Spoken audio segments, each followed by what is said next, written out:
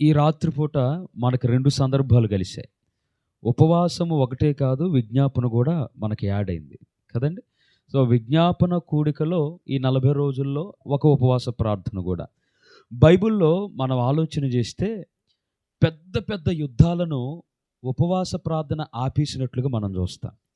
ఉదాహరణ చెప్పాలంటే యెహోషాపాతు ఆ యుద్ధానికి భయపడిపోయాడు. సన్హరీబు విషయంలో కూడా బాగా భయపడిపోయాడు యుద్ధంలో. ఇక చచ్చిపోతామేమో, మేము ఓడిపోతామేమో అనుకున్నాడు ఆయన. కానీ ఉపవాస ప్రార్థన వలన జయించే కృపను దేవుడు ఇచ్చాడు కదా. ఎస్తేరు జీవితంలో మీరు ఆలోచించండి. యోధా జాతి మొత్తం 127 సంస్థానాలలో ఉన్న జాతంతా చచ్చిపోవాలి. పెద్ద యుద్ధం, వాళ్ళ దగ్గర ఆయుధాలు లేవు, పోరాటానికి అవకాశం లేదు, వాళ్ళకంటూ సైన్యంగా కూడుకొని యుద్ధం చేసే పరిస్థితే లేదు.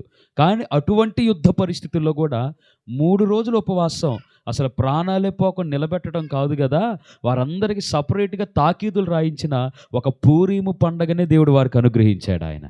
ఉపవాస ప్రార్థన పెద్ద పెద్ద యుద్ధాలను ఆపేసింది. ఈరోజు మనం చేస్తున్న ఉపవాస ప్రార్థన జీవితంలోనైనా ఆత్మీయతలోనైనా ప్రతి భయంకరమైన పోరాటంలో, యుద్ధంలో విజేతలుగా మనలను నిలవబెట్టునుగాక. ఆమేన్.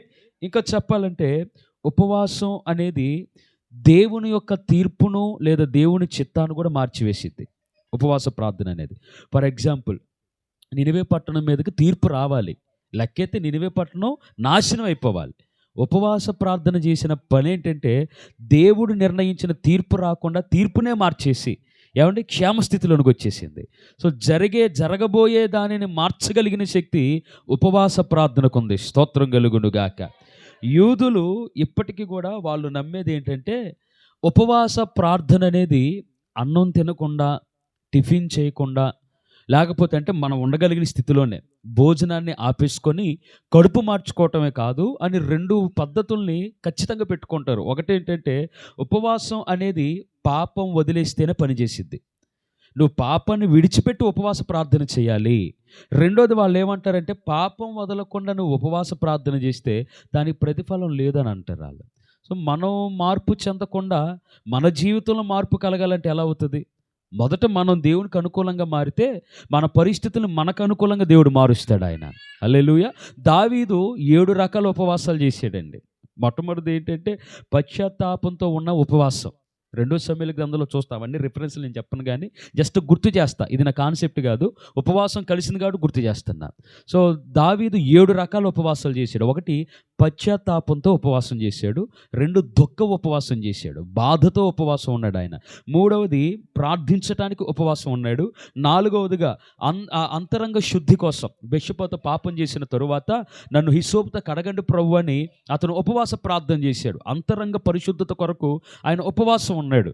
తర్వాత 5వదిగా విజయము కొరకు ఉపవాసం, యుద్ధంలో గెలవటానికి, సౌలు మీద జయించడానికి, అతను యుద్ధంలో జయించడానికి ఉపవాసం ఉన్నాడు. 6వదిగా దేవుని స్వరం వినటానికి, దేవా నీ సన్నిధిలో వేకువజామునే నా స్వరం నీకు వినబడుతుందయ్యా, నీవు నాతో మాట్లాడు, నీ స్వరాన్ని వినిపించని ప్రభు యొక్క మాట కొరకు ఉపవాసం ఉన్నాడు ఆయన.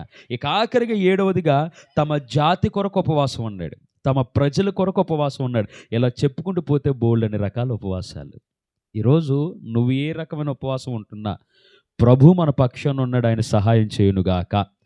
కొంతమంది అంటారు, అయ్యా సన్నిధిలో ఉన్నంత వరకు భలే ఉంటుందయ్యా, ఆరాధిస్తున్నప్పుడు కానీ, ప్రార్థిస్తున్నప్పుడు కానీ, సన్నిధిలో వాక్యం వింటున్నప్పుడు కానీ ఏదో తెలియని ధైర్యంలాగా అనిపిస్తుంది, ఏదో తెలియని సంతోషం అనిపిస్తుంది. కానీ ఇంటికి వెళ్ళేసరికి మళ్ళీ అంతా మామూలు. కారణం ఏంటంటే ఇంట్లో లేని మందిరంలో ఉంటుందండి. ఇంట్లో చూపులు వేరు, మందిరంలో చూపులు వేరు. ఇంట్లో మాటలు వేరు, మందిరంలో మాటలు వేరు. ఇంట్లో ప్రవర్తన వేరు, మందిరంలో ప్రవర్తన వేరు. ఇంట్లో ఆలోచన వేరు, మందిరంలో ఆలోచన వేరు. ఇంటి దగ్గర శ్రద్ధ వేరు, మందిరంలో శ్రద్ధ వేరు. ఇంటి దగ్గర సహవాసం వేరు, ఇక్కడ సహవాసం వేరు. అంత తేడానే. మరి ఎంత తేడా ఉన్నప్పుడు ఆనందం కాకుండా ఎలా ఉంటుంది? కాబట్టి సంతోషించండి. ప్రభువే చెప్పాడు ఆనందించండి. మరలా చెప్పుది ఎల్లప్పుడూ ఆనందించండి. వాక్యాన్ని చదవండి. అపోస్తుల కార్యములు 2వ అధ్యాయం, క్రొత్త నిబంధన 103వ పేజీ. క్రొత్త నిబంధన 103వ పేజీ. అపోస్తుల కార్యములు నేను చదువుతున్నాను చూడండి, 2వ అధ్యాయం మొదటి నుంచి. తెలిసారండి? పెంతెకొస్తు పండుగ దినము వచ్చినప్పుడు అందరూ ఒక చోట కూడి ఉండిరి. అందరూ ఎక్కడ కూడి ఉన్నారంటే అండి, ఒకటే చోట కూడి ఉన్నారు. అప్పుడు వేగముగా వీచు బలమైన గాలి వంటి ఒక ధ్వని ఆకాశము నుండి అకస్మాత్తుగా వారు కూర్చుండి ఉన్న ఇల్లంతయు నిండెను. మరియు అగ్ని జ్వాలల వంటి నాలుకలు విభాగింపబడినట్టుగా వారికి కనబడి వారిలో ఒక్కొక్కరి మీద వ్రాలగా అందరూ పరిశుద్ధాత్మతో నిండిన వారై ఆ ఆత్మ వారికి వాక్శక్తి అనుగ్రహించిన కొలది అన్య భాషలతో మాట్లాడసాగిరి. హల్లెలూయా. ఇప్పుడు యెహెజ్కేలు గ్రంథం 37వ అధ్యాయం. యెహెజ్కేలు గ్రంథం 37వ అధ్యాయం తెరుద్దాం. పాత నిబంధన 719వ పేజీ. పాత నిబంధన 719వ పేజీ తెరవండి. యెహెజ్కేలు గ్రంథం 37వ అధ్యాయం. చాలండి, థ్యాంక్ యూ. అంటే నేనే చదువుతాను, చాలా వచనాలు ఉన్నాయి, 1-2 అయితే మీతో చదివించేవాడిని. చాలా ఉన్నాయి, నేను స్పీడ్గా చదువుతాను. ఉన్నది మీరు గ్రహించండి చాలు. యెహోవా హస్తము నా మీదకు వచ్చెను, నేను ఆత్మవశుడనై ఉండగా యెహోవా నన్ను తోడుకొని పోయి ఎముకలతో నిండి ఉన్న ఒక లోయలో నన్ను దింపెను. ఆయన వాటి మధ్య నన్ను ఇటు అటు నడిపించుచుండగా ఎముకలు అనేకములు ఆ లోయలో కనబడెను, అవి కేవలము ఎండిపోయినవి. ఆయన నరపుత్రుడా, ఎండిపోయిన ఈ ఎముకలు బ్రతుకగలవా అని నన్ను అడుగగా, ప్రభువా యెహోవా అది నీకే తెలియనని నేను అంటిని. అందుకైన ప్రవచనమెత్తి ఎండిపోయిన ఈ ఎముకలతో ఇట్లనము, ఎండిపోయిన ఎముకలారా యెహోవా మాట ఆలకించుడి. ఈ ఎముకలకు ప్రభువైన యెహోవా సెలవిచ్చినదేమనగా, మీరు బ్రతుకున్నట్లు నేను మీలోనికి జీవాత్మను రప్పించుచున్నాను. చర్మము కప్పి మీకు నరములనిచ్చి మీ మీద మాంసము పొదిగి చర్మము మీ మీద కప్పెదను. మీలో జీవాత్మనుంచగా మీరు బ్రతుకుదురు. అప్పుడు నేను యెహోవానై ఉన్నానని మీరు తెలుసుకుందురు. ఆయన నాకు ఇచ్చిన ఆజ్ఞ ప్రకారము నేను ప్రవచించుచుండగా గడగడమను ధ్వని ఒకటి పుట్టెను. అప్పుడు ఎముకలు ఒకదానితో ఒకటి కలుసుకొనెను. ఏమంటే నేను చూచుచుండగా నరములను మాంసమును వాటి మీద వచ్చెను, వాటిపైన చర్మము కప్పెను, అయితే వాటిలో జీవాత్మ ఎంత మాత్రమును లేకపోయాను. అప్పుడు ఆయన నరపుత్రుడా, జీవాత్మ వచ్చినట్లు ప్రవచించి ఇట్లనము, ప్రభువగు యెహోవా సెలవిచ్చినదేమనగా, జీవాత్మ నలుదిక్కుల నుండి వచ్చి హతులైన వీరు బ్రతుకున్నట్లు వారి మీద ఊపిరి విడువుము. ఆయన నాకు ఆజ్ఞాపించినట్లు నేను ప్రవచింపగా జీవాత్మ వారిలోనికి వచ్చిన వారు సజీవులే లేచి లెక్కింప శక్యము కానీ మహాసైన్యమై నిలిచిరి. దేవుడి వచనాల ద్వారా మనతో మాట్లాడి దేవుడు బలపరచునుగాక. ఆమె చాలా జాగ్రత్తగా విందా. మొట్టమొదటిగా అపోస్తుల కార్యాలు జరిగిన విషయాన్ని చెప్పి దానికి కనెక్షన్గా, దానికి రిలేటెడ్గా యెహెజ్కేలు గ్రంథం 37వ అధ్యాయానికి మనం వచ్చేద్దాం. ఓకేనా? మనకున్న సమయాన్ని బట్టే మన వర్తమానాన్ని ధ్యానం చేసుకునే ప్రయత్నం చేద్దామండి. చాలా శ్రద్ధగా విందాం. ఒకప్పుడు యేసు ప్రభువును చూస్తే చాలని చాలామంది ప్రజలు బాగా ఇష్టపడేవాళ్ళు. ఇది జరిగింది ఎప్పుడంటే యేసు ప్రభు వారు సిలువ వేయబడి సమాధిలో ఉంచబడ్డారు. ఓకేనా? సమాధిలో ఉంచబడ్డారు. ఒకప్పుడు యేసయ్యను చూస్తే చాలు, మా జీవితం ధన్యమైపోయినట్టే. ఆయన చేతి స్పర్శ మాకు ఉంటే చాలు, మా జీవితాలు ధన్యమైపోయినట్టే. ఆయన చెబుతున్న ప్రసంగాలు వింటే చాలు, మా బ్రతుకులు మారిపోయినట్టే. ఆయన మాట మాత్రం సెలవిచ్చినా చాలు, రోగాలు పోయినట్టే, దయ్యాలు వదిలిపోయినట్టేనని, అసలు యేసయ్య మాట ఉంటే చాలు అని లక్షల మంది వెంబడించారు. కానీ ఇప్పుడు యేసయ్య కనబడట్లేదు. అన్ని అద్భుతాలు జరిగించగలిగిన యేసయ్య ఇప్పుడు సమాధిలో పెట్టబడ్డాడు. ఆయన ఏంటి ఈ రోజు కాదు, నేను అప్పుడు సంగతి సిలువలో పెట్టబడిన ఆ సంగతి గురించి మాట్లాడుతున్నా. ఆయన మౌనంగా ఉన్నాడు, ఏమీ మాట్లాడట్లా. రాజులకు రాజైన యేసయ్యను ఒక సమాధి తనలో దాచుకోవటం అదే మొదటిసారి, అదే ఆఖరిసారి. ఆయన సమాధిలో దాచిపెట్టబడ్డాడు. యేసు ప్రభువారు సమాధిలో ఉండటం వలన ఇప్పుడు అక్కడ అద్భుతాలు జరగట్లా. అసలు ఎలా ఉండేదో చెప్పమంటారా? ఒకవేళ దేవుడే గనక ఈ వీధిలోనికి వస్తే, యేసు ప్రభు ఈ వీధిలోకి వస్తున్నాడని తెలిస్తే కారు కాదు కదా, మనిషి నడవటానికి కూడా ఖాళీ ఉండేది కాదు.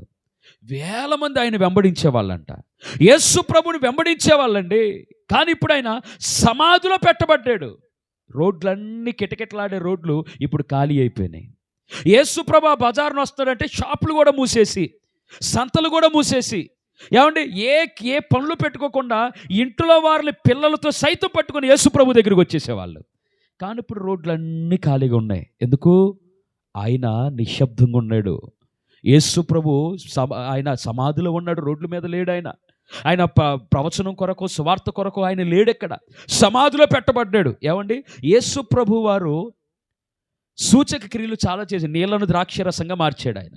ఒకవేళ యేసు ప్రభు వారే మాట్లాడే పరిస్థితి వస్తే, ప్రజలారా ఆలోచించండి మాట, ప్రజలారా నేను సువార్త కొరకు వచ్చినప్పుడు, నేను అద్భుతాలు చేసినప్పుడు, నేను నీళ్లను ద్రాక్షరసంగా మార్చినప్పుడు, నేను చనిపోయిన వారిని తిరిగి లేచినప్పుడు, నేను అపవిత్రాత్మల నుండి విడుదల కలిగించినప్పుడు, నేను రోగముల నుండి స్వస్థత కార్యం జరిగించినప్పుడు మీరందరూ నన్ను వెంబడించారు. కానీ ఇప్పుడు నేను మాట్లాడట్లా, అయినా నన్ను వెంబడిస్తారా మీరు? ఒక పచ్చి నిజం ఏంటో తెలుసా? దేవుడు అద్భుతాలు జరిగించినప్పుడే కాదు, ఆయన అద్భుతాలు జరిగించని సమయంలో కూడా నువ్వు దేవుణ్ణి ప్రేమించగలవా? నువ్వు దేవుణ్ణి నమ్మగలవా? నువ్వు దేవుని కొరకు నిలబడగలవా? ఇది ఈరోజు మన ప్రశ్న. అది. ఆయన నిశ్శబ్దంగా ఉన్నప్పుడు కూడా నీవు ఆయనను వెంబడించగలవా? ఒక ఆమె వచ్చింది, అయ్యా నా బిడ్డ చచ్చిపోయే పరిస్థితిలో ఉన్నారంటే కుక్కతో పోల్చాడు దేవుడు. ఆన్సర్ ఇవ్వాల, ఫస్ట్ ఏ సమాధానం ఇవ్వాల. బ్రతిమలాడిన తర్వాత కుక్కతో పోల్చాడు. అయినా కానీ ఆమె దాన్ని పాజిటివ్గా అనుకూలంగా తీసుకొని, అయ్యా యజమానుని ఇంట్లో ఆ కుక్కలైనా కానీ వారు తినంగా మిగిలిపోయిన దాన్ని తింటది కదా. అబ్బా ఎంత విశ్వాసం అమ్మా అని అన్నాడు ఆయన. అయితే మొదట ఏం చేశాడు? నిశ్శబ్దం. దేవుడు నిశ్శబ్దంలో ఉన్నప్పుడు కూడా నువ్వు దేవుణ్ణి వెంబడించగలవా? నువ్వు ప్రేమించగలవు. ఏమైపోయారండి సమాధిలో ఉన్నప్పుడు? యేసు ప్రభు వారు సిలువలో ఉన్నప్పుడు చనిపోయి తిరిగి లేచిన లాజరు ఏమైపోయాడు? సిలువ దగ్గర కనబడతాడు లాజరు అసలు? మరి చచ్చిపోయిన వాడిని తిరిగి లేపాడు కదా యేసయ్య. సిలువ దగ్గర కనబడల లాజరు. 10 మంది కుష్ఠరోగులు స్వస్థపరిచాడు దేవుడు. ఆ 10 మంది ఏమైపోయారు? యాయిరు బిడ్డను చచ్చిపోయిన వాళ్ళని దేవుడు లేపాడు, వాళ్ళేమైపోయారు?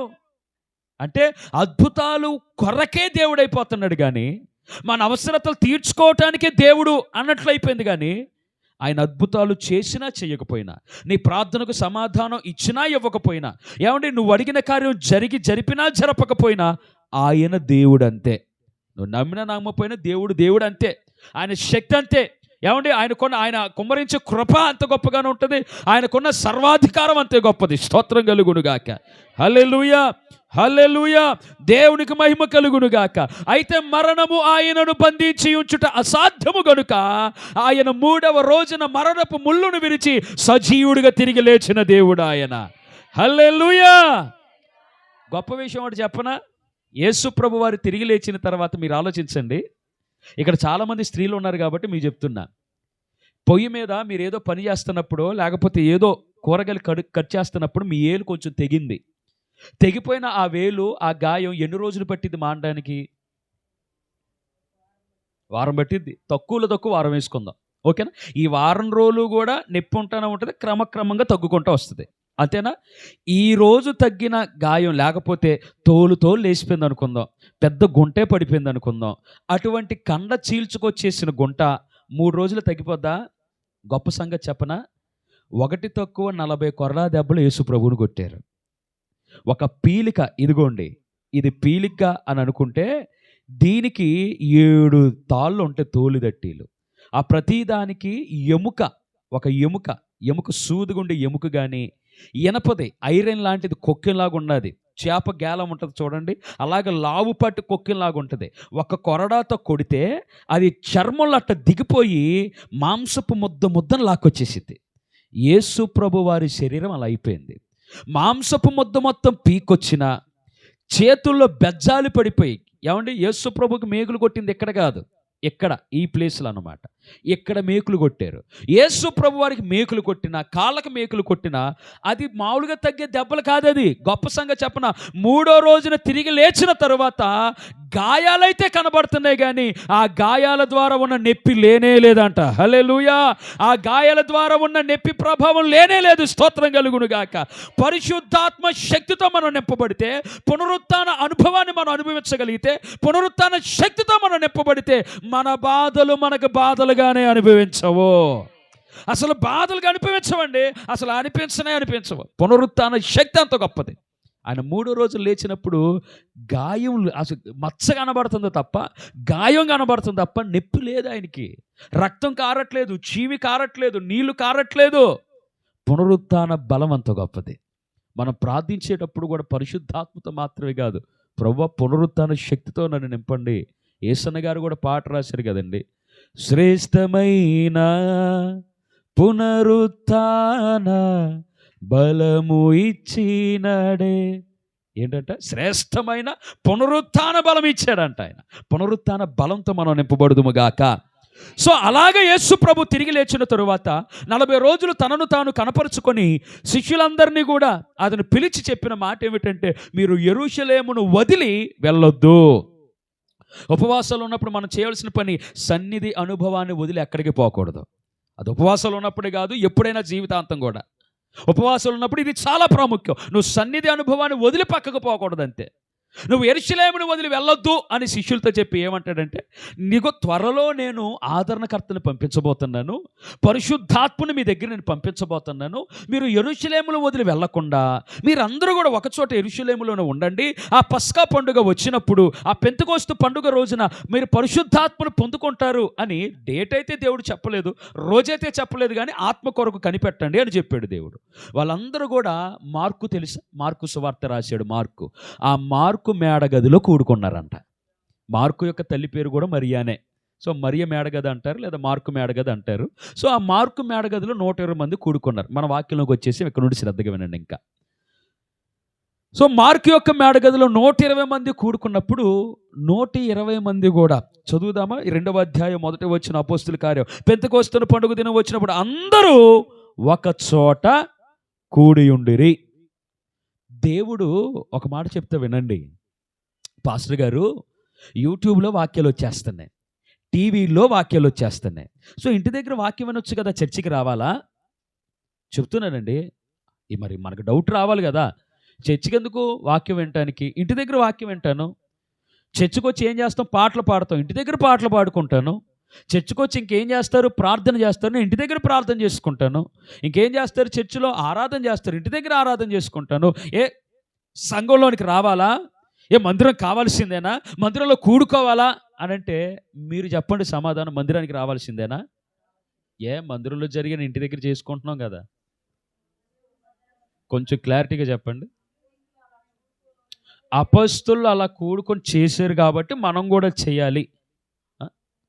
ఆత్మతో నింపబడి అట్లా ఉండి వాక్య ప్రకారం చేయాలని అంటున్నారు ఒక మాటలో చెప్పాలంటే. ఓకే, ఇంకా వేరే సమాధానాన్ని చెప్పగలరా మీరు? సూపర్ అండి, సూపరు.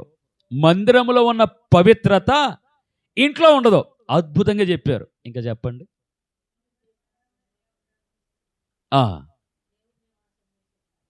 దేవుడు నివాసం చేసే స్థలం మందిరంలో దర్శిస్తే ఇంటి దగ్గర కూడా దర్శించాడు కదా.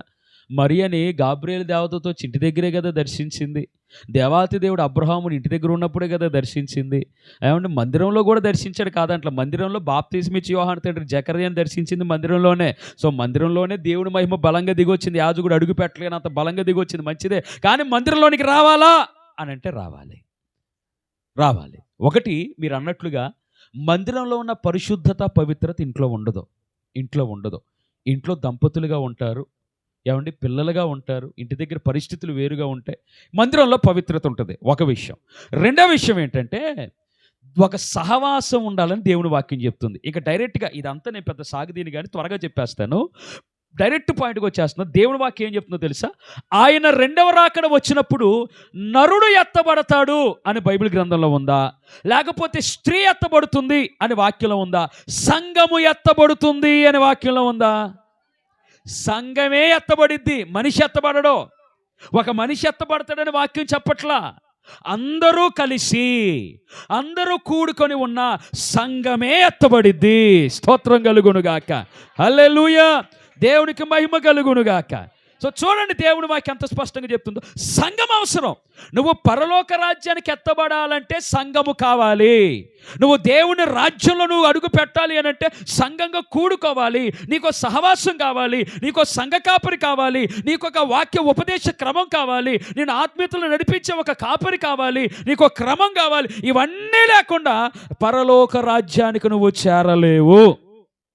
నువ్వెన్ని వాక్యాలు ఇంటి దగ్గర ఉన్నా, ఎన్ని ఆరాధనలు చేసుకున్నా, 24 గంటలు ఇంటి దగ్గర ప్రార్థనలు గడిపినా సంఘము లేకుండా నువ్వు ఎత్తబడవు. ఇది కన్ఫర్మ్. ఇది మనం గ్రహించాలి. సో అందరూ ఒక చోట కూడి ఉండిరి. ఒక గొప్ప శుభవార్త ఏంటంటే, ఇక్కడున్న మన అందరినీ దేవుడు దర్శించబోతున్నాడు. ఇక్కడున్న మనల్ని అందరినీ దేవుడు సమృద్ధిగా దీవించబోతున్నాడు.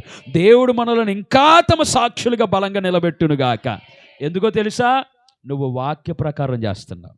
వాక్యమే శరీరధారిగా వచ్చిందండి లోకానికి. యేసు ప్రభు వాక్యతో పోల్చబడ్డాడు. ఆయనను పోలి నువ్వు చేస్తున్నావు కాబట్టి నిన్ను ఆశీర్వదిస్తాడు.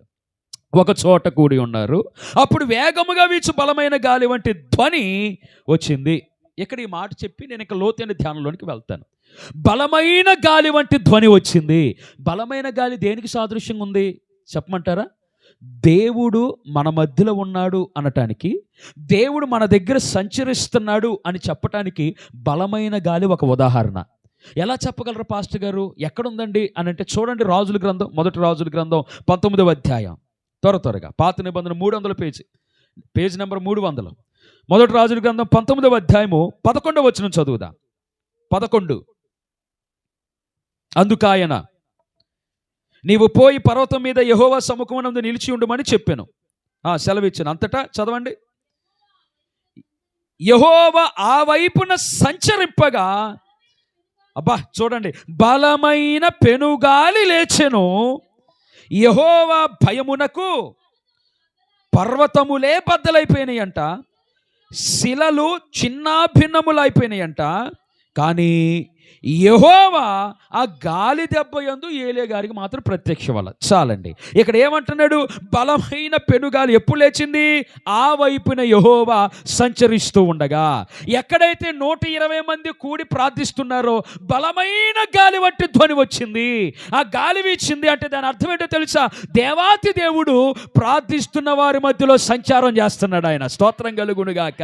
ఈరోజు ఉపవాస ప్రార్థన చేస్తున్న నీవు శారీరకంగా నీకు అలసటగా ఉందేమో కానీ ఆత్మదేవుడు మాత్రం నిన్ను ఉత్తేజపరచడానికి ఆయన ప్రయత్నం చేస్తున్నాడు. ఆయన నీలో కార్యం చేయటానికి ఆయన చూస్తున్నాడు. నిన్ను మరింతగా బలపరచడానికి ఆయన సిద్ధంగా ఉన్నాడు. ఆయన పరిశుద్ధాత్మ పొందుకోవటానికి చూడండి ఎన్ని కార్యాలు, ఎన్ని సూచనలు జరుగుతున్నాయో. అక్కడ బలమైన గాలి వంటి ఒక ధ్వని ఆకాశము నుండి అకస్మాత్తుగా వారు కూర్చుని ఉన్న ఇల్లంతయు నిండెను. ఒక మాట చెప్తాను. నువ్వు ప్రార్థన చేస్తున్నావు. ప్రార్థిస్తున్నప్పుడు దేవుని కృప నిన్ను ఆవరించిద్దా, పక్కనోళ్ళని ఆవరించిద్దా? ఎవరు ప్రార్థన చేస్తే వారిని ఆవరించిద్ది. ఇప్పుడు ఇంకో మాట, జైపల్లయ్య గారు ఉన్నారు. ఆదివారమో లేకపోతే ఇప్పుడో మనం ఆఖరిలో చెయ్యుంచి ప్రార్థన చేయించుకుంటానికి వస్తాం.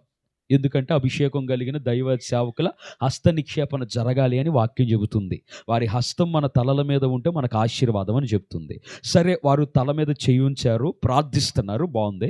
ప్రార్థించిన తర్వాత నీకే ఆశీర్వాదం వస్తుందా? లేకపోతే నువ్వు చేస్తున్న జాబ్ కానీ, నీకున్న ఆస్తి కానీ, నీకున్న కుటుంబం కానీ వాటికి కూడా ఆశీర్వాదం వస్తుందా? వాటికి వచ్చిద్దా? ప్రార్థన చేసింది నీకు కదండి. నీ ఉద్యోగం కూడా ఆ ప్రార్థనతో దీవించబడిపోద్దా? నీ ఇల్లు కూడా ఆ ప్రార్థనతో దీవించబడిపోద్దా? ఏమన్నా దీవించబడిద్ది అన్న వాళ్ళు స్తోత్రం చెప్పండి. నేనే చెప్తా. నేనేమంటానంటే, నీ మీద చేతులు ఉంచినా చాలు, నీకు సంబంధించినదంతా దీవించబడిద్ది. ఆమేన్. సో నీ మీద చేతులు ఉంచి ప్రార్థిస్తే చాలు, నీకు ఏది చెందిందో అవన్నిటి మీదకి ఆశీర్వాదం వస్తుంది. ఇక్కడ 120 మంది ప్రార్థించారు. గొప్ప సంగతి వినండి. 120 మంది ప్రార్థించారు. ఆ పరిశుద్ధాత్మ మహిమ, ఆ శక్తి మనుషుల మీదకు చాగిపోలా. వారు ఉన్న ఇల్లంతా నిండిపోయింది. ఇంట్లో ఉన్న వస్తువుల మీదకి, వారి యొక్క చేతి పనుల మీదకి, వారి యొక్క జాబు మీదకి, వారి వస్త్రముల మీదకి, ఏమంటే ఇంట్లో ఉన్న ప్రతి వస్తువు మీదకి మహిమ ఆవరించింది. స్తోత్రం కలుగునుగాక. హల్లెలూయా. ఇల్లంతా నిండిపోయింది మహిమ. ఈ రోజున దేవుని వాక్యం చెప్తున్న విషయం ఏంటో తెలుసా? అసలు ఊహించుకోండి, నువ్వు ప్రార్థిస్తుంటే ఆయన మహిమ నీ ఇల్లంతా నిండిపోతే ఎంత గొప్పగా ఉంటుందండి. అది ఎంత గొప్ప ఆశీర్వాదం అసలు అది. వాళ్ళు ప్రార్థిస్తే మనుషుల్నే నింపలేదంట, ఇల్లు మొత్తాన్ని నింపేసిందంట. ఇంట్లో ఉన్న వస్తువులన్నిటినీ నింపేసిందంట. దేవుడు మన ఇంటిని తన ఆత్మశక్తితో నింపునుగాక. దేవుడు మన ఇంటిని తన మహిమతో నింపునుగాక. దేవుడు మన ఇంటిలో ఉన్న ప్రతి వస్తువు మీదకి తన కృపను కుమ్మరించునుగాక. దేవుడు మన కుటుంబంలో ఉన్న ప్రతి ఒక్క వ్యక్తి మీదకి తన ఆత్మశక్తితో నింపునుగాక. ఆమేన్. ఇల్లంతా నిండిపోయింది. ఎంత గొప్ప అనుభవం అండి అది. ఎంత గొప్ప ఆశీర్వాదం అండి అది. ఇల్లంతా నింపేశాడు దేవుడు. అయ్యా, నా వలంతా చేపలతో నిండిపోయింది, ఖాళీ లేదు, వల పిగిలిపోతుందేమో అనిపిస్తుంది అని చెప్పి ఇంకా మిగతా వాళ్ళని పిలుస్తున్నారంట, రండి రే రండి. 2 దోణులు నిండిపోయిందంట చేపలో. 2 దోణులు నిండిపోయిందండి చేపలో. నిండైన ఆశీర్వాదాలు ఇచ్చేవాడు దేవుడు. ఆయన నా గిన్నె నిండి పొర్లుచున్నది. సమృద్ధి అనుభవాలు ఇచ్చేవాడు దేవుడు. ఆయన సగం సగం పనులు చేసేవాడు కాదు, సగం సగం ఆశీర్వాదాలు ఇచ్చి వదిలేసేవాడు కాదు, ఏదో ఆశ చూపించి నెట్టేసేవాడు కాదు. ఆయన గనక దీవించాడు అని అంటే సమృద్ధిగా ఆశీర్వదించగలిగిన వాడు. హల్లెలూయా! ఎంత గొప్ప దేవుడు అండి మన దేవుడు. సో అదే అంటున్నాడు, నిండైన ఆశీర్వాదం అంటే అదే, నిండైన మేలు అంటే అదే, నిండైన ఆత్మాభిషేకం అంటే అదే. మనం అది పొందుకోవాలి. తర్వాత రెండో విషయం ఏంటంటే మనం గ్రహించాల్సింది, బాబేలు గోపురం దగ్గర మీరు గమనిస్తే భాషలన్నీ ఏమైపోయినాయి అంట, తారుమారైపోయినాయి. బాగా చెప్పారు, భాషలన్నీ తారుమారైపోయినాయి బాబేలు గోపురం దగ్గర. కానీ కొత్త నిబంధనలో పరిశుద్ధాత్మత నింపబడినప్పుడు ఏమైందో తెలుసా, తారుమారైపోయిన భాషలన్నీ మరలా ఒక చోటుకు వచ్చేసినాయి. హల్లెలూయా! సో బాబేలు గోపురం దగ్గర ఏమో చెల్లాచెదురైపోయినాయి, 120 మంది కూడుకున్న పరిశుద్ధాత్మ శక్తితో నింపడినప్పుడేమో ఆ భాషలన్నీ మరలా ఒక చోటుకు వచ్చేసినాయి. దేవుని ఆత్మశక్తి ఎంత గొప్పదంటే, దేవుడు నడిపించే విధానం ఎంత అద్భుతంగా ఉంటుందంటే, చెల్లా చెదిరైపోయిన పరిస్థితులన్నిటినీ మరలా ఒక చోటకి సమకూర్చగలిగిన వాడు దేవుడు. ఆయన ఇశ్రాయేలుతో కూడా అదే అంటున్నాడు, మీరు 2 రాజ్యములుగా కాకుండా ఒక రాజ్యముగాను, 2 జనములుగా కాకుండా ఒక జనముగాను, మీరేదో చెల్లా చెదిరైపోయిన వారుగా కాకుండా మరలా అంత ఒక చోటకి నేను రప్పిస్తానని అంటున్నాడు. ఆయన చెదరిపోవటాన్ని ఇష్టపడేవాడు కాదు, ఐక్యతని ఇష్టపడేవాడు దేవుడు, మన దేవుడు. ప్రియ దేవుడు జనాంగమా, ఈరోజు నీ ఆశలు చెల్లా చెదిరైపోయాయేమో, లేదా నీ కుటుంబంలో పరిస్థితులు చెల్లా చెదిరైపోయాయేమో, లేదా నీ కుటుంబంలో బంధాలు చెల్లా చెదిరైపోయాయేమో. దేవుడి వాక్యం చెబుతుంది, చెదురైపోయిన వాటిని అన్నిటినీ దేవుడు మరలా సమకూర్చబోతున్నాడు. ఆమేన్. ఆయన చెబుతున్నాడు, ఇదిగో నేను గోధుమలను గురుగులను వేరు చేయబోతున్నా, అంటే చెల్లా చెదిరైపోయిన దాన్ని అన్నిటిని మరలా ఒక చోటగా నేను తీసుకురాబోతున్నాను. పరిశుద్ధులందరూ ఒక చోటగా ఆయన చేర్చబోతున్నాడు. ఏమంటే దీవెనకరమైన మేలైన సాక్షులందరినీ ఒక చోటకు చేర్చబోతున్నాడు ఆయన. ఈరోజు ఏ విషయంలో చెల్లా చెదిరైపోయిన అనుభవాలు నువ్వు కలిగి ఉన్నామో, యేసు నామంలో నా రక్షకుడైన సర్వశక్తిమంతుడైన యేసు నామంలో ప్రతి ఒక్క పరిస్థితిని నా దేవుడు సమకూర్చునుగాక. చెల్లా చెదిరైపోయిన ఆశలను దేవుడు సమకూర్చునుగాక, చెల్లా చెదిరైపోయిన జీవితాలను దేవుడు సమకూర్చునుగాక, చెల్లా చెదిరైపోయిన బ్రతుకులను, ప్రతి ఒక్క జీవితాన్ని, ఆరోగ్యమును నా దేవుడు సమకూర్చునుగాక. ఆమేన్.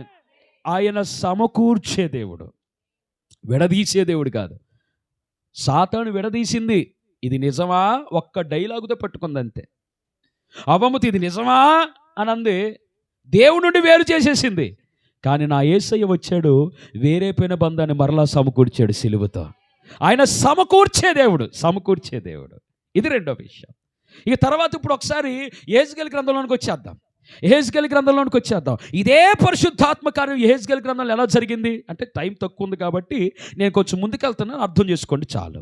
ఇక్కడ యెహోవా హస్తము యెహెజ్కేలు మీదకు వచ్చి పలుకుతున్న మాట ఏమిటంటే, ఎండిపోయిన ఎముకల లోయ దగ్గరికి తీసుకొచ్చి, నరపుత్రుడా ఈ ఎముకలు బతకగలవా అని అంటున్నాడు ఆయన. అంతేనా? ఈ ఎముకలు జీవించగలవా ప్రశ్నిస్తున్నాడు దేవుడు. నరపుత్రుడా అంటే సన్ ఆఫ్ మ్యాన్ అని అర్థం. యేసు ప్రభువు కూడా సన్ ఆఫ్ మ్యాన్ అని పిలువబడ్డాడు, మనుష్య కుమారుడు అని పిలువబడ్డాడు కదా. నరపుత్రుడా అన్న మనుష్య కుమారుడు అన్న ఒకటే, యెహోషువ అన్న యేసయ్య అన్న ఒకటే. అర్థమవుతుందండి? సో ఇక్కడ నరపుత్రుడా ఇవి బ్రతకగలవా అనే ప్రశ్నించాడు. దేవుడు ప్రశ్నిస్తున్నప్పుడు మనం చాలా జాగ్రత్తగా ఉండాలి. దేవుడు మన మదిలో కొన్ని ప్రశ్నలు పెడుతున్నప్పుడు మనం చాలా జాగ్రత్తగా ఉండాలి. ఆదామా ఎక్కడ ఉన్నావు అని అంటే, ఆదాము ఎక్కడున్నాడు తెలియక అడగలా, ఏ స్థితికి దిగజారిపోయావు గ్రహించు అని అర్థం ఆ ప్రశ్నకి. నువ్వు ఎక్కడికి వెళుతున్నావు, హాగరు నీకేమొచ్చింది, దేవదూత అంది కదండి, హాగరు ఏమొచ్చిందంటే ఏ మాయరోగం వచ్చిందని కాదు, నువ్వు ఎందుకలా తిరుగుతున్నావు, నీకేమైంది, ఏంటి అటు ఇటు అడవుడిగా తిరిగేస్తామంటే, ఏం చెప్పనమ్మా ఇంట్లో తోలేశారు, నా బిడ్డ చావు బతుకులో ఉన్నాడంటే, అప్పుడు దేవుడు ఏం చేపించాడు ఆమెతో, దూత చెప్పింది, నీ కొరకు నీటి బొగ్గ సిద్ధపరచబడి ఉంది, ఆ నీటిని తాగి బతికిపోయారంట వాళ్ళు. చూడండి, దేవుడు ఇచ్చే ఒక చుక్క నీరైనా సరే జీవంలోనికి నడిపించింది అది. సో ఏమొచ్చింది క్వశ్చన్ అడిగినప్పుడు జాగ్రత్తగా ఉండాలి. నువ్వు ఎక్కడికి వెళ్తున్నావు అని అంటే, నీ గమ్యం ఏంటో తెలియక కాదు, నీ గమ్యం నేనే మార్గం అని మనం గ్రహించటానికి. ఇక్కడ కూడా నరపుత్రుడా ఇవి బ్రతుకగలవా అని అడిగాడంటే ఇవి బ్రతకతయ్యా లేదా అని దేవుడికి తెలియక కాదు, నువ్వు నమ్మి విశ్వసిస్తే బ్రతకలేని ప్రాణం లేనివి కూడా జీవం లేనివి కూడా బ్రతికే కార్యం నేను జరిగించగలను అని నువ్వు నమ్మాలి. అది ఆ ప్రశ్నలో ఉద్దేశం. అడిగాడు, నరపుత్రుడా అవి బ్రతుకుతీయా, ఎండిపోయినాయి కదా, బ్రతుకగలవా అని అంటే. కానీ మనం ఒప్పుకోవాలి, యెహెజ్కేలు చాలా విధేయుడండి. ఉన్నది ఉన్నట్టు ఒప్పేసుకున్నాడు ఆయన. అయ్యా నా వల్ల ఏమీ కాదు కదా, నా వల్ల ఏమీ కాదు ప్రభువా, అది నీకే తెలుసు, నీకే తెలుసు, నాకేం తెలియదు. అవి బతుకుతీయా లేదా, భవిష్యత్తులో ఎలా ఉంటుంది, అసలు ఎలా బ్రతికించాలి, ఇదేమీ నాకు తెలియదు, కానీ అంతా నీకు తెలుసు. ఈరోజు మనలో చాలామంది ఇదే పరిస్థితిలో ఉన్నారు. ఏం చెయ్యాలో నీకు తెలియదు. ఇప్పుడు పరిస్థితుల్లో నువ్వు ఎదుర్కొనే ఆ బాధ ఎలా ఉందంటే, ఈరోజు నువ్వు ఎదుర్కొంటున్న పోరాటం, నీకున్న పరిస్థితి ఈరోజు ఎలా ఉందంటే ఏం చెయ్యాలో నీకు తెలియట్లా, దానికి పరిష్కారం ఏంటో నీకు అర్థం కావట్లా, దాని నుండి ఎలా బయటపడాలో నీకు అర్థం కావట్లా, దాన్ని ఎలా జయించాలో నీకు తెలియదు. కానీ ఈరోజు నువ్వు నమ్మాల్సింది ఏంటంటే సమస్తము ఆయనకు తెలుసు.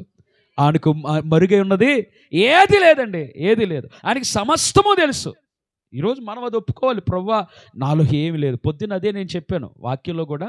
పొద్దున్న మనం రత్న గారేనండి, సో వాళ్ళ ఇంట్లో మనం విన్నాం ఏంటంటే ఒక మాట చెప్పా, ఉపవాసం అంటే మనం శూన్యంలోకి వెళ్ళిపోవటం, అంటే జీరోలోకి వెళ్ళిపోవటం.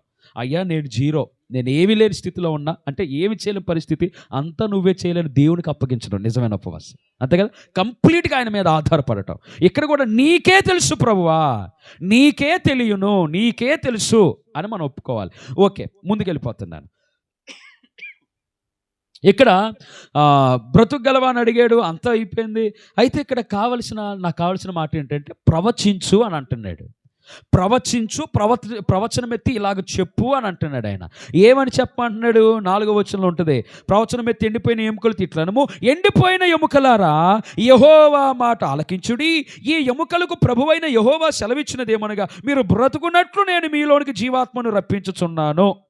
చర్మము కప్పి మీకు నరములను ఇచ్చి మీ మీద మాంసము పొదిగి చర్మము మీ మీద కప్పెదను, మీలో జీవాత్మనుంచగా మీరు బ్రతుకుదురు, అప్పుడు నేను యెహోవానై ఉన్నానని మీరు తెలుసుకొందురు. మరి ఆయన చెప్పాడు. ఆయన నాకు ఇచ్చిన ఆజ్ఞ ప్రకారము నేను ప్రవచించుచుండగా. ఇక్కడ నాకు కావలసిన మాట ఏంటంటే, ఎవరితో ప్రవచించమంటున్నాడు? నువ్వు మాట్లాడితే తిరిగి సమాధానం చెప్పలేని వాడితో ప్రవచించమంటున్నాడు ఆయన కదా. ఇప్పుడు మీకు అర్థమయ్యేలా చెప్తారు. నేను మిమ్మల్ని వదిలేసి ఈ గోడ దగ్గరికి వెళ్ళి గోడతో మాట్లాడుతున్నా, ఏంటి ఎలా ఉన్నావు, ఏంటి సంగతి అని ఏమనుకుంటారు? అమ్మో అయ్యగారికి స్క్రూ లూజ్ అయింది అంటారా? ఎందుకంటే గోడతో మాట్లాడిన పిచ్చోడనే అంటారు, పిచ్చి పట్టినోళ్ళు అని అంటారు, అంతే కదండి. సో ఎవరు లేకుండా తనలో తాను మాట్లాడుకుంటే విచిత్రంగానే చూస్తారు మనిషిని. ఇక్కడ కూడా ఎవరితో ప్రవచించమంటున్నాడు? నువ్వు మాట్లాడితే ఎదురు సమాధానం చెప్పలేని వాడితో ప్రవచించమంటున్నాడు. ఎదురు సమాధానం చెప్పని వారితో ప్రవచిస్తే లాభమే ఉంది. నీకు ఫోన్ చేశారు ఎవరో, లేకపోతే నేనే ఫోన్ చేశాను, హలో ఎవరెవరని నేనేం మాట్లాడలే, నీకు ఎలా ఉంటుంది? నీలో ఉన్న ఇంకో యాంగిల్ బయటపడిద్ది. ఎవర్రా నువ్వు, ఫోన్ చేసి మాట్లాడి కోపం వచ్చేస్తుంది. సో నువ్వు ఫోన్ చేసినప్పుడు మాట్లాడాలా, అక్కడ స్పందనకి ప్రతిస్పందన ఉండాలి. ఏదో ఉంటాయి కదా డైలాగులు, 2 చేతులు కలిపితేనే చప్పట్లో ఎట్లాగా. సో అలాగే స్పందనకి చర్యకి ప్రతిచర్య ఉండాలి. కానీ ఇక్కడ నువ్వు మాట్లాడుతున్నావు, ఎదురు చెప్పలేని వాడితో మాట్లాడుతున్నావు. నీ ఆరోగ్యం నీతో మాట్లాడిద్దా? నీ ఆర్థిక పరిస్థితి నీతో మాట్లాడిద్దా? నీ ఇంట్లో నువ్వు కట్టాలనుకుంటున్నావు ఒక మంచి ఇల్లు, నీతో మాట్లాడిద్దా? మాట్లాడదు. పరిస్థితులు నీతో మాట్లాడతాయా? కానీ ఒక మాట చెప్పనా, నువ్వు గనక యేసు నామములో ఆజ్ఞాపిస్తే అవన్నీ నీకు లోబడబోతున్నాయి. హల్లెలూయా. దేవుని నామములో నువ్వు ఆజ్ఞాపిస్తే నీ ఆరోగ్యం నీ మాట వినబోతుంది. దేవుని నామములో ప్రవచిస్తే నీ ఆర్థిక స్థితి నీ మాట వినబోతుంది. దేవుని నామములో ప్రవచిస్తే నీకున్న పరిస్థితులు నీకు లోబడబోతున్నాయి. దేవుడు అదే అంటున్నాడు. రిపీట్ అంటే స్పందన. ఏమాత్రం కూడా సమాధానం చెప్పలేని వాడితో ప్రవచించు. నువ్వు ప్రవచించు. యేసు నామములో మనం ప్రవచిస్తే అద్భుతాలు జరగబోతున్నాయి. ఆయన మాట మాత్రం సెలవిస్తే చాలండి, చచ్చిపోయిన వాళ్ళు లేచిపోయారంట. ఆయన మాట మాత్రం సెలవిస్తే చాలండి, శాన దెయ్యమే వదిలిపోయిందంట. ఆయన మాట మాత్రం సెలవేగా ఎన్నో గొప్ప కార్యాలు జరిగినాయి అంట. మాటలో ఉన్న శక్తి అంత గొప్పది. జీవన మరణములు దేని వశం? నాలుక వశం. మాట అంతా జాగ్రత్తగా ఉండాలి. నువ్వు మాట్లాడినప్పుడు సోది మాట్లాడేస్తే ఉపయోగం లేదు. ఉపవాసం ఉన్నప్పుడు ఏదేదో సోదులు పెట్టుకేసుకుంటే ఉపయోగం లేదు. నీ మాటలన్నీ దేవుని కొరకు ఖర్చు చేయాలి. అది ఉపయోగం అంటే. నీ మాటలన్నీ ప్రభు మహిమ కొరకు ఖర్చు చేయాలి. మా నాన్నమ్మ గారు నయోమి అమ్మగారు ప్రవక్తరండి, ఆయన ప్రవక్త్రి. మా నాన్నమ్మ గారి దగ్గర ఎప్పుడు కూర్చున్నా లోకపు మాట ఒక్కటొచ్చేది కాదు. అంత దేవుని గురించే, దేవుని కార్యాలు, ఆయన ఎంత గొప్పోడో, ఆయన మహిమేంటో ఇవే చెబుతూ ఉండేది. సో నేనేమంటానంటే, మనం మాట్లాడేమంటూ ఉపవాసంలో ఉన్నప్పుడు మనం లోకానుసారంగా ఉండకూడదండి. ఎక్కడ అసలు క్రైస్తవులు ఉపవాసం ఉన్నా లేకపోయినా అసలు పద్ధతి ఏంటంటే, మన నోటి నుండి మాట్లాడితే ప్రతి మాట వాల్యుబుల్గా ఉండాలి, విలువకరంగా ఉండాలి. ఊరికే పొకార్లనో అది ఇదనో టైం ఉందనో మాట కలిపేసుకోవాలనో లేనిపోని మాట్లాడేస్తే అసలుకే తేడా వచ్చింది. విస్తరించి మాట్లాడటం మంచిది కాదని వాక్యం చెబుతుంది కదా. సో విలువకరంగా ఉండాలి నీ మాటలు అన్నది కూడా. కొంతమందికి ఒక జబ్బు ఉంటుంది, అది నిజంగా మాయరోగం అని చెప్పుకోవచ్చేమో. ఏంటంటే ఏమి తెలియదు, అన్నీ తెలిసినట్టు చెప్పేస్తారు. అక్క ఆమె ఎట్లాంటిదంట తెలుసా, వదినా ఇక ఆయన ఎట్టంటాడు అనుకుంటున్నావు. ఇక ఇదే వీళ్ళ పని ఏంటంటే, పని పాట లేని బ్యాచ్ వీళ్ళది. పని పాట లేని వాళ్ళు ఏం చెప్తారంటే, వాళ్ళు ఎట్లాంటి వాళ్ళంట, ఇలా అట్లాంటి వాళ్ళంట, అదంట ఇదంట, పెద్ద పెద్ద పుకార్లు అయిపోయి వాళ్ళ మాటలతో కుటుంబాలు చీలిపోయిన సందర్భాలు కూడా ఉంటాయి. సంతోషం వీళ్ళకి అట్లాగా. అలా ఒక నాశనం అయిపోతే ఇలా సంతోషం. నాకు డిగ్రీలో క్లాస్మేట్ ఉండేవాడు. ఎప్పుడు కాలేజీకి వచ్చినప్పుడు ఎక్కడ పక్కన రోడ్డు మీద గొడవ అయినా పుస్తకాలు పట్టుకొని ఇక కాలేజీకి వచ్చేవాడు కదా, వెళ్ళిపోయి ఆ గొడవ దగ్గర నుంచున్నాడు అంతే. ఇదేం పిచ్చిరా, నీకు ఇదేం అలవాటు రా అని అంటే ఏమంటాడంటే, ఏమరా గొడవలాడితే నాకు చూడటం ఇష్టం అంటాడు ఆడు. కొంతమంది పరిస్థితి అంతేనండి. ఉపవాసం దేవుణ్ణి నమ్ముకున్నామంటే కుటుంబాలు కట్టగలగాలి మనం, కుటుంబాలు విడదీస్తాం కాదు. ఒకవేళ నిజంగా వాళ్ళ లోపం ఉంటే దేవుని వాక్యం ఏం చెప్పిందో తెలుసా, రహస్యంగా గద్దించాలని. విడిగా వెళ్ళి వాళ్ళతో మాట్లాడంతే. అక్క నేను వెళ్ళాను, వాళ్ళకి వార్నింగ్ ఇచ్చాను, అది చెప్పాను ఇది చెప్పాను. ఏంటంట గొప్ప ఏంటంట, ఏదో పెద్ద ఘనకార్యం చేసావనుకుంటున్నావేంటి నువ్వు? కాదు, నువ్వు ఒకళ్ళని గద్దించడానికి చెప్పినా అది ఎవ్వరికి చెప్పకూడదు అంతే. ఆ గుట్టు బయటికి రాకూడదు. కానీ ఒకళ్ళు ప్రశంసించాల్సి వస్తే అందరి మధ్యలో ప్రశంసించాలి, అందరి మధ్యలో వారిని పొగడాలి, వారిని బట్టి దేవుని మహిమపరచాలి. అది మన ఉపదేశం, అది దేవుని వాక్యం చెబుతున్న క్రమం అది. కానీ నీ మాటలు ఎలా ఉన్నాయి ఈరోజు? నీ మాటలు ఎలా ఉన్నాయి? ఇప్పుడు యేసు నామములో నాకున్న అనారోగ్యం పోవునుగాక జరిగిద్దా? ఒకవేళ జరగదన్న నమ్మకం నీలో వచ్చిందంటే నువ్వు సరిగ్గా లేవని అర్థం. నువ్వు ఇంకా ఆత్మశక్తితో నింపబడలేదని అర్థం. నువ్వు ఇంకా ప్రభు మీద కంప్లీట్గా ఆనుకోలేదని అర్థం. నువ్వు ఇంకా నీ మాటలు ఆ శక్తిని పొందుకోలేదు అని అర్థం. అర్థమవుతుందా? యేసు నామములో గద్దించాలండి, యేసు నామములో ప్రవచించాలి. ఇక్కడ ఎప్పుడైతే దేవుని నామములో అతను ప్రవచించాడో, దేవుడు చెప్పినట్లుగా అక్కడ ఉన్న చర్మం మీదకి, ఆ శరీరం మీదకి, ఎముకల మీదకి అన్ని ఒక చోటుకు వచ్చేసాయి అంట. ఇక్కడ నేను ఒక ప్రశ్నకి నేను సమాధానాన్ని ఇచ్చి తర్వాత వాక్య ధ్యానంలోనికి వెళ్ళిపోతాను. ఏంటంటే చాలామందికి ఒక డౌట్ ఉంటుంది, మరి మీకు వచ్చిందో లేదో తెలియదు కానీ నాకైతే చాలాసార్లే వచ్చింది. నన్ను కొంతమంది అడిగారు కూడా ఆ డౌట్. ఏంటంటే, పాస్టర్ గారండి దేవుడు రాకడ వచ్చింది, దేవుడు రాకడ వచ్చినప్పుడు కొంతమంది ఇప్పుడు ఇండియా తరపున సైనికులు ఉన్నారు, వాళ్ళలో క్రైస్తవులు కూడా ఉన్నారు కదా. మరి క్రైస్తవులు కాకపోయినా అవునా మనుషులే కదా. కొంతమందికి ఏంటంటే కాళ్ళు పోతాయి, బాంబులు పేలి లేకపోతే యుద్ధాలు జరిగి ఇలా కాల్పులు జరిగి కాళ్ళు పోయిన వాళ్ళు ఉంటారు, లేదా చెవులు పోయిన వాళ్ళు ఉంటారు, లేదా చేతులు పోయిన వాళ్ళు ఉంటారు, కళ్ళు పోయిన వాళ్ళు ఉంటారు. ఇప్పుడు యేసు ప్రభు రాకడలో కాళ్ళు లేకుండానే వాళ్ళు ఎత్తబడతారా? మరి ఆ డౌట్ వచ్చింది కదండి.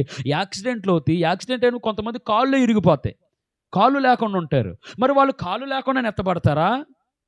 సో నేను చెప్పే సమాధానం ఏంటంటే, వాక్యాన్ని బట్టి దేవుడు రాకడ వచ్చినప్పుడు ఇదిగోండి ఎండిపోయిన ఎముకలన్నీ, చెయ్యేమో అక్కడ ఉందంట, కాలేమో అక్కడ ఉందంట, పుర్రేమో తలేమో ఇక్కడ ఉందంట, మొండివేమో అక్కడ ఉందంట. కానీ ఎప్పుడైతే దేవుడి నామంలో ఆజ్ఞాపించాడో అవి ఎంత దూరంలో ఉన్నా సరే ఆ శరీరానికి వచ్చి అలా అతుక్కుపోయాయంట. సో దేవుని రాకడలో కూడా సముద్రము దానిలో దాచుకున్న మృతులను అప్పగించబోతుంది, సమాధులు తెరవబడబోతున్నాయి. ప్రతి మనిషి కోల్పోయిన అవయవములు అది ఎంత దూరంలో ఉన్నా సరే అవన్నీ మరలా జతపరచబడి నరునిగానే దేవుని యొక్క రాజ్యానికి చేరబోతున్నారు. సో రెండో విషయం మనం గ్రహించాల్సింది ఈ సందర్భంగా, దేవుని నామంలో మనం ఆజ్ఞాపిస్తే నీకు చెందవలసిన దానిని నీకు చెందేలా చేయబోతున్నాడు దేవుడు. ఆయన ఎక్కడో ఉన్నవి దగ్గరకు వచ్చి అతుక్కున్నాయి. ఏ శరీరానికి ఏది అతుక్కోవాలో అది అతుక్కున్నాయి. అలాగే నీకు చెందవలసినవి కొన్ని ఉన్నాయి. అర్థమవుతుందా? నీకు రావలసిన స్థలాలు కొన్ని ఎదురు చూస్తున్నాయి. బిడ్డా, నువ్వు పొందుకోవలసిన స్థలాలు, నువ్వు కొనుక్కోవలసిన పొలాలు కొన్ని ఎదురు చూస్తూ ఉన్నాయి నీ కొరకు. నువ్వు పొందుకోవలసిన ఆరోగ్యం ఎదురు చూస్తూ ఉంది. నువ్వు ఏ అనారోగ్యంతో ఇబ్బంది పడిపోతున్నావో ఒక మంచి ఆరోగ్యకరమైన వాతావరణం నీ కొరకు ఎదురు చూస్తుంది. కొన్ని బంధాలు నీ కొరకు ఎదురు చూస్తున్నాయి. నీ పిల్లల కొరకు నువ్వు ఒకవేళ పెళ్లి సంబంధాలు చూస్తున్నావేమో, వివాహం చేయాలన్న ఆలోచనలో ఉన్నావేమో. ప్రభువు నమ్మిన ఒక మంచి ప్రార్థన కుటుంబం నుండి ఒక మంచి భాగస్వామి నీ కొరకు, నీ కుటుంబం కొరకు రెడీగా ఉన్నారు. నీ కొరకు సిద్ధంగా ఉన్నారు. నీకు చెందవలసిన వాటిని నీకు చెందేలా చేయబోతున్నాడు దేవుడు ఆయన. హల్లెలూయా. నీకు రావలసిన జీతమైన, నీకు రావలసిన ఉద్యోగమైన, నీకు రావలసిన ఆశీర్వాదమైన, నీకు చెందవలసిన దానిని నీకు చెందేలా చేస్తాడు ఆయన. ఎప్పుడైతే ప్రవచించాడో ఎంతో దూరంలో ఉన్నవి దానికి చెందవలసిన వాటి దగ్గరికి వచ్చి అలా తొక్కుపోయాయంట. మాట్లాడేది బాగానే ఉంది. అయితే అతుక్కునేటప్పుడు ఏమైంది? గడగడమను ధ్వని వచ్చింది. గడగడము 7వ వచనంలో ఉంటుంది. నేను ప్రవచించుచుండగా గడగడమను ధ్వని ఒకటి పుట్టెను.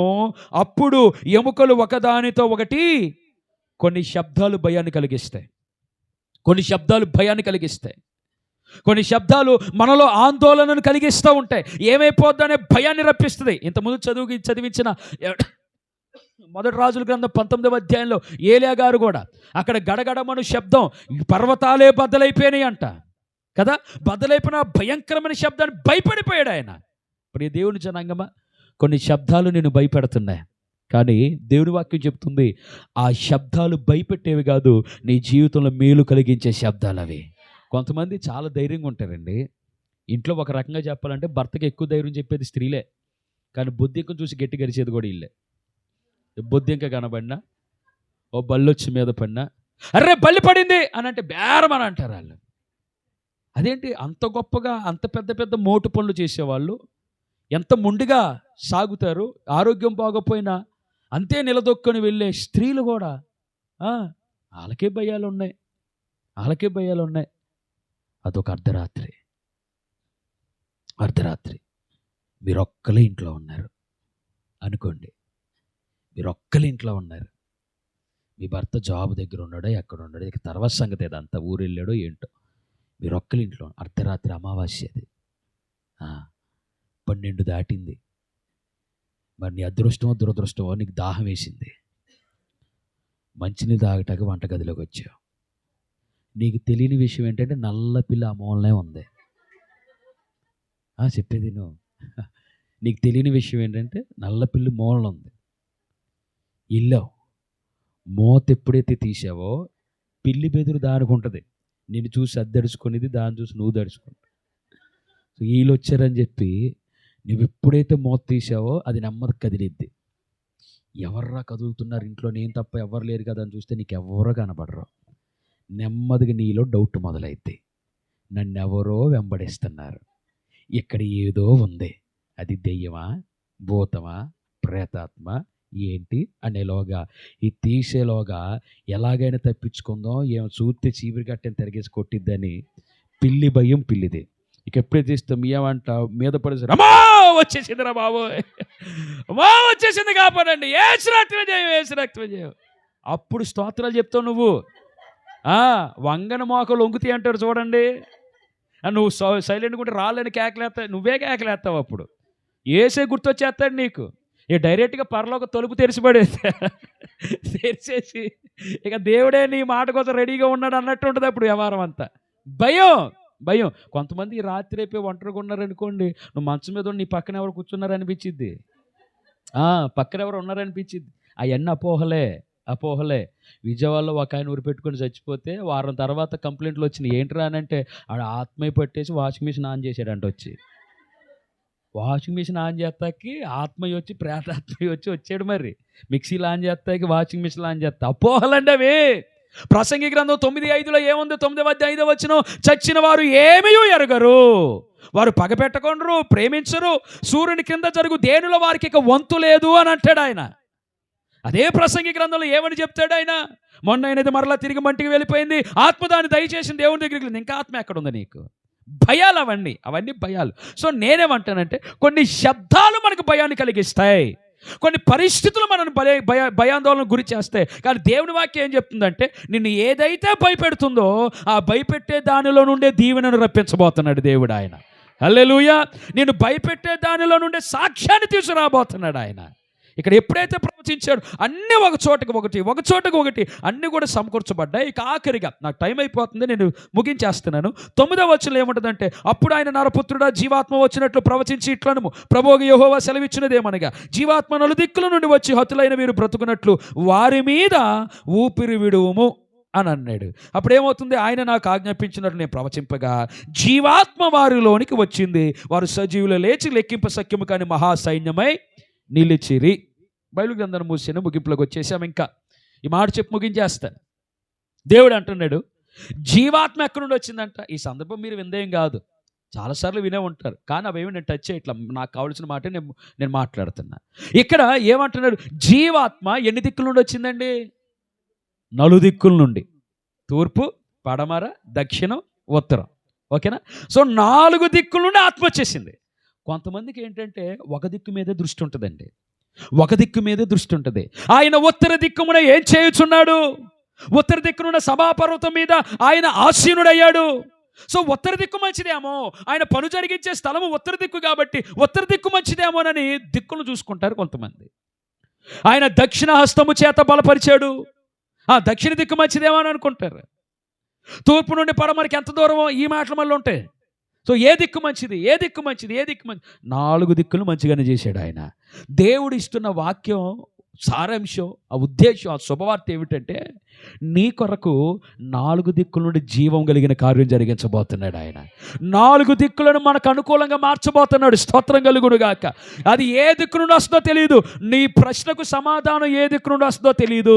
నువ్వు అనుకుంటున్న పరిస్థితికి పరిష్కారం ఏ దిక్కు నుండి వస్తుందో తెలియదు.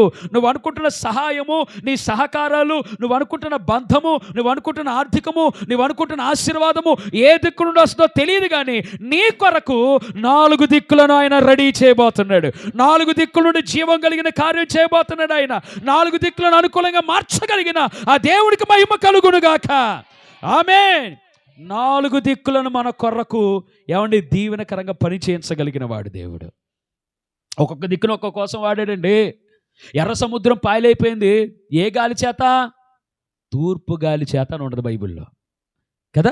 నిర్గమకాండం 14వ అధ్యాయంలో ఉంటుంది, తూర్పు గాలి చేత ఆయన ఎర్ర సముద్రాన్ని పాయలు చేసేసాడు. తూర్పు దిక్కును ఉపయోగించుకున్నాడు ఆయన. దేవదూతలందరూ కలుసుకునే స్థలం వారితో మాట్లాడినప్పుడు యోబు గురించి సాక్ష్యం ఇచ్చాడు దేవుడు. ఎక్కడ? ఉత్తర దిక్కునున్న సభాపర్వతం మీద ఉన్నప్పుడు అక్కడ పనిచేశాడు దేవుడు. ప్రభువా నీ దక్షిణ హస్తం నన్ను బలపరిచింది అని అంటాడు, నీ బాహుబలము నన్ను బలపరిచింది అని అంటాడు ఆయన. ఎవరో ఎజ్రా. ఆయన దక్షిణ దిక్కును కూడా దీవెనకరంగా మార్చగలిగిన వాడు. పడమటి వైపు నుండి ఏ శత్రువు వచ్చినా కానీ నీ ఎదుట నిలవబడ్డు అని అంటాడు. పడమటి దిక్కును అనుకూలంగా మార్చగలిగిన వాడు. 4 దిక్కులు ఆయన ఆధీనంలో ఉన్నాయి. అర్థమవుతుందా? సో అది ఎవరెవరో ఆధీనంలో లేదు, ఆయన ఆధీనంలో ఉన్నాయి. ఆయన తలచుకుంటే 4 దిక్కులను మనకు అనుకూలపరచగలిగిన వాడు. బిగ్గరగా స్తోత్రం చెప్తామండి. హల్లెలూయా. దేవునికి స్తోత్రం కలుగునుగాక. ఆమేన్, ఆమేన్.